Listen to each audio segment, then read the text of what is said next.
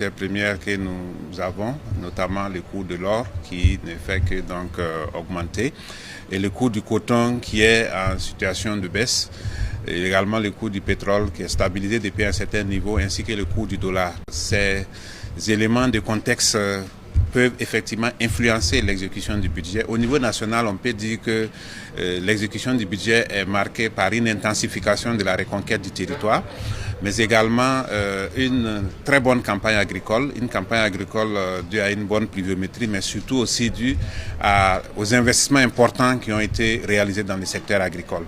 Et à côté, nous avons une reprise progressive de l'industrialisation qui permet donc de renforcer davantage le secteur secondaire. Et aussi au niveau des infrastructures, nous constatons qu'il y a des grands travaux d'infrastructures qui ont été entamés, qui impactent de façon globale l'économie. Alors il faut dire qu'en ce qui concerne l'exécution du budget, au 30 septembre 2025, nous avons pu mobiliser en termes de ressources intérieures 2500 milliards, soit un taux de 105% par rapport aux prévisions, et soit une progression de 388 milliards entre septembre 2025 et septembre 2024. Donc ça veut dire qu'on a fait une progression de 388 milliards en termes de recouvrement des recettes. Et bien sûr, ces nombreux efforts qui ont été fournis dans les recouvrements ont permis d'appuyer une très grande partie de la dette intérieure.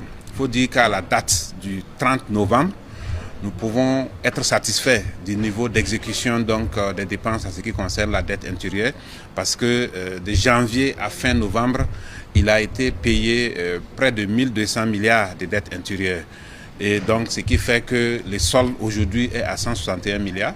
Et si on compare l'année passée à la même période, nous étions à 370 milliards. Donc, il y a eu une évolution assez significative.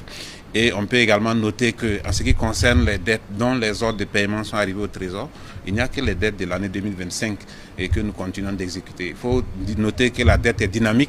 Même si on règle tous les soldes aujourd'hui, ça se constitue toujours dès lors qu'il y a de nouveaux engagements qui sont réalisés au niveau des différents ministères. Mais les efforts vont continuer pour que le paiement régulier de la dette intérieure, comme nous le constatons actuellement, va permettre de relancer considérablement l'économie. Et aujourd'hui, nous pouvons dire que de façon globale, l'économie se porte nettement mieux parce qu'à fin décembre 2025, nous escomptons un taux de croissance de 6,28% après 4,8% l'année passée. Donc, il y a un progrès significatif qui a été réalisé. En ce qui concerne l'inflation, il faut dire qu'on a effectivement maîtrisé l'inflation sur toute la période.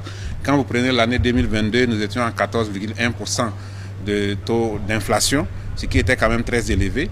Et en 2023, nous sommes passés donc à 0,7%.